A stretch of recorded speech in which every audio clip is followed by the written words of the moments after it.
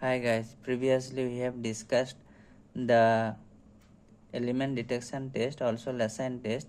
If we will find that positive test for nitrogen element, then we have to go for functional group test for nitrogenous functional group.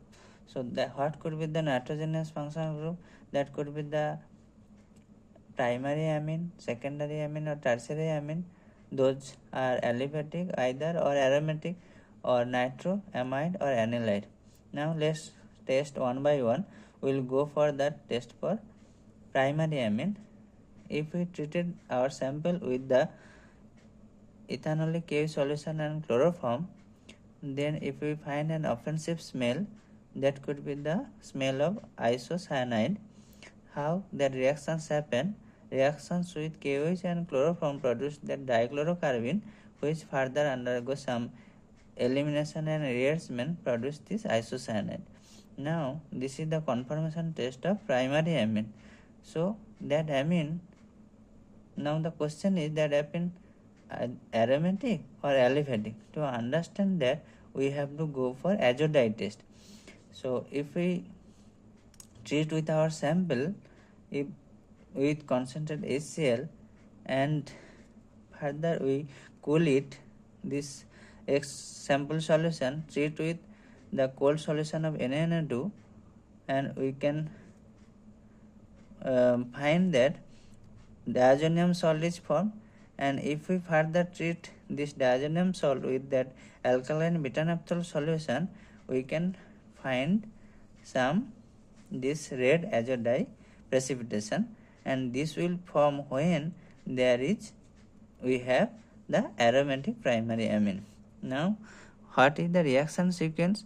Reactions of NaNO2 with HCl produce the nitrous acid that further acidified and undergo reaction with the aromatic amine, that aniline, produce this nitrosamine kind of thing, and which further undergo rearrangement produce this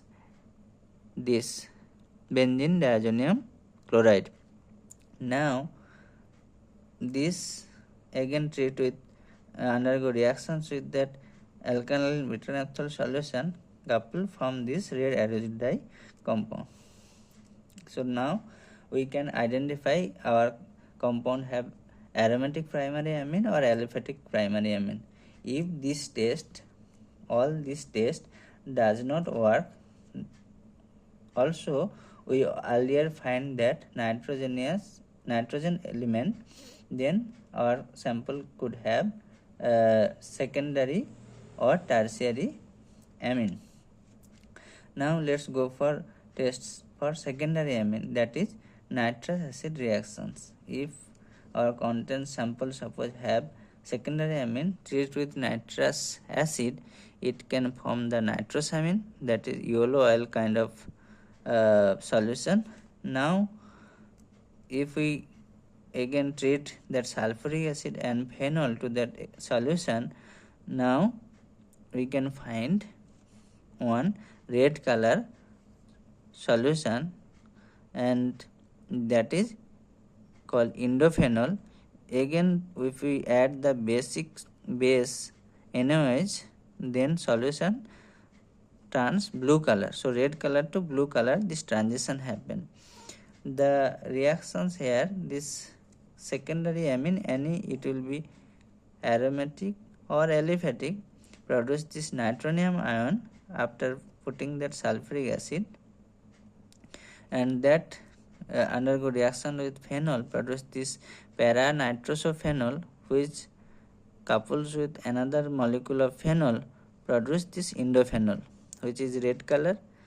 And if we use the base, it abstract proton, that again undergo conjugation, produce that blue color shifting happen. Now if the secondary amine either aliphatic or aromatic, if this test is positive, then secondary amine is present. If this test is negative, then there is no secondary amine. Suppose it's secondary amine present, now how it is aromatic or aliphatic? If it is aromatic amine, secondary amine, if we treat with bromine water, it could produce the white PPT. So we confirm, then this is the aromatic. If not, then it is aliphatic secondary amine. Now if this test get failed, so now we will go for test for tertiary amine, third degree amine. So with this sample, if we treat with the sodium nitrate and HCl and shake, if there is a color change happen, then it could be the aromatic tertiary amine.